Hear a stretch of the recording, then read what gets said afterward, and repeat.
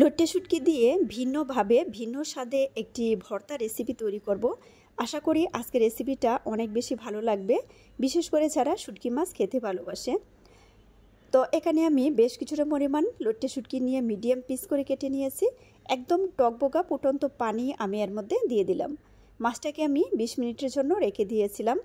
আর যখন এটা নরম হয়ে গিয়েছিল ঠিক সেই মুহূর্তে আমি এটাকে ভালো করে ধুয়ে এখন ভেজে নিচ্ছি।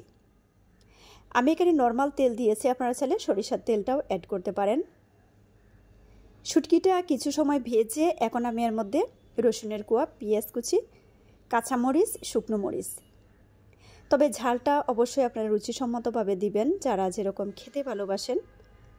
শুটকি মাছ ভুনা, ভর্তা সব কিছুর মধ্যে একটু ঝাল ঝাল হলে ভালো লাগে আমার কাছে। সবকটা উপকরণকে এখন একটু লালচে কালার করে আমি ভেজে নেব। আপনারা কে কে শুটকি মাছ খেতে ভালোবাসেন অবশ্যই কমেন্ট করে জানাবেন। আর যাদের কাছে সহজ রেসিপি ভালো লাগে পেজ ফলো করে পাশে থেকে সাপোর্ট করবেন। তবে ভর্তাটা কিন্তু অনেক বেশি মজার হয়েছিল। আমি প্রথমবার কিন্তু এইভাবে ভর্তাটা করে নিয়েছিলাম। একদম লালচে কালার করে আমি সবকটা উপকরণকে ভেজে নিচ্ছি।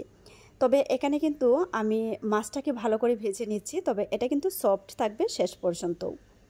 অনেকেই বলতে পারেন যে এত সময় ধরে ভেজে নিচ্ছেন মাছটা কি শক্ত হয়ে যাচ্ছে না? আসলেই কিন্তু না, আমি দেখিয়ে দেব যে আমি কাঁটাটা ছাড়িয়ে নেব যেহেতু। তো শুকনো মরিচটাকে আমি আরেকটু ভেজে নিয়েছি।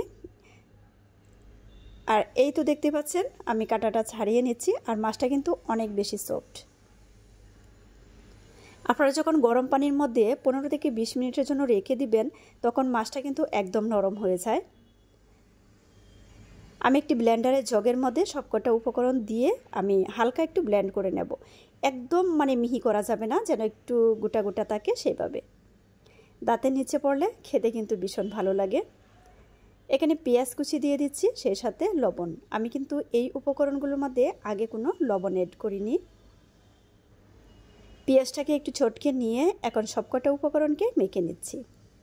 তবে ভর্তাটা খেতে কিন্তু দারুণ মজার হয়েছিল। যারা শুটকি মাছ খেতে ভালোবাসেন অবশ্যই এভাবে ট্রাই করতে পারেন। সরিষার তেল দিয়ে মেখে নিলাম। তো রেসিপি কেমন লাগলো অবশ্যই কমেন্ট করে জানাবেন। তবে বাসায় কিন্তু ট্রাই করবেন, তারপর কমেন্ট করে জানাবেন যে আপু আসলে ভর্তাটা খেতে দারুণ মজার হয়েছিল। এত মজার একটা ভর্তা আসলে দেখে যারা শুটকি মাছ খেতে ভালোবাসেন লোভ সামলানো যায় না যে একবার তৈরি করে খেয়ে দেখি আসলে কতটা মজার হয়েছিল। রেসিপি দেখার জন্য সবাইকে অসংখ্য ধন্যবাদ। তো ভিউয়ার্স, আজ বিদায় নেব। সবাই ভালো থাকবেন, সুস্থ থাকবেন। পরবর্তী রেসিপি দেখার আমন্ত্রণ রইল। আল্লাহ হাফিজ।